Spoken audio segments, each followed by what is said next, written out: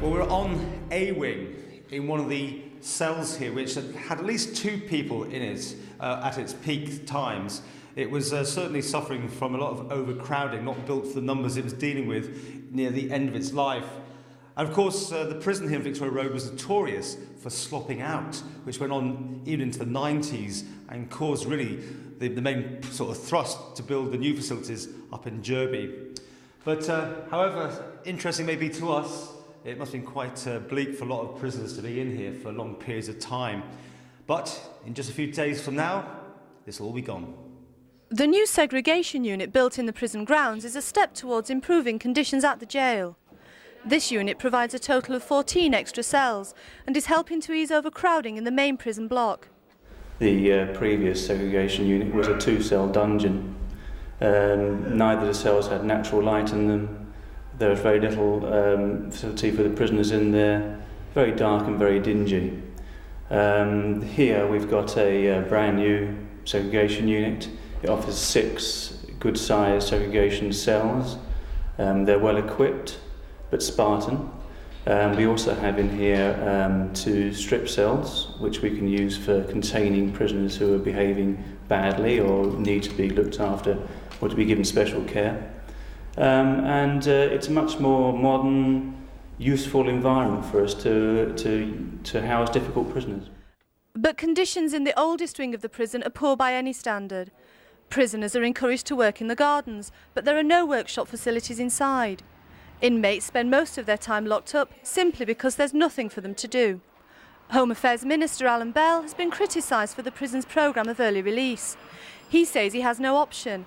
There simply isn't enough room in the Victoria Road jail.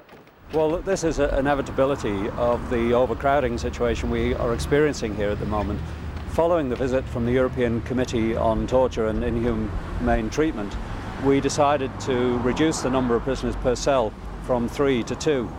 And I have to say that is in the context that these cells were built for one person 100 years ago. So you can imagine the level of overcrowding that we've had to endure over the last few years. By doing that, and also of course because of the increase in the number of prisoners coming into the prison lately, we've had a very, very difficult situation to contain the overall numbers coming in. So to make sure we've got room for these prisoners, we've had to allow quite a number now of prisoners out on executive release, which ranges anything from several days before the normal end of their sentence to, in some cases, several weeks.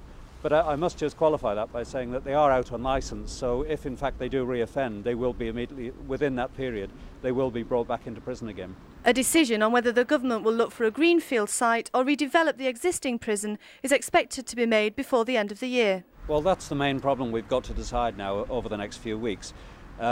We do in fact own a large area of land immediately adjacent to the prison, so the logical way forward, I suppose, would be to extend on the existing site.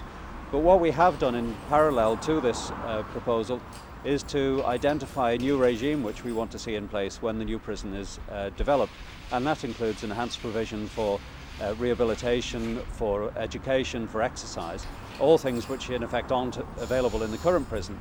And we've found that if in fact we overlay those provisions on the extended site, we will not be able to fit in everything that we want to see there. So the next stage obviously is to look at a greenfield site to see in fact if we can find a suitable alternative elsewhere. That may or may not be possible because obviously it's not going to be very easy to find a suitable site. But we hope over the next few weeks, certainly by the end of the year, we'll have made a final decision as to what the future will be.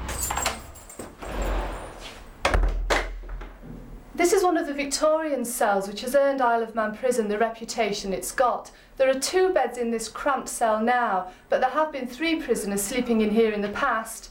And this bucket is the toilet facilities.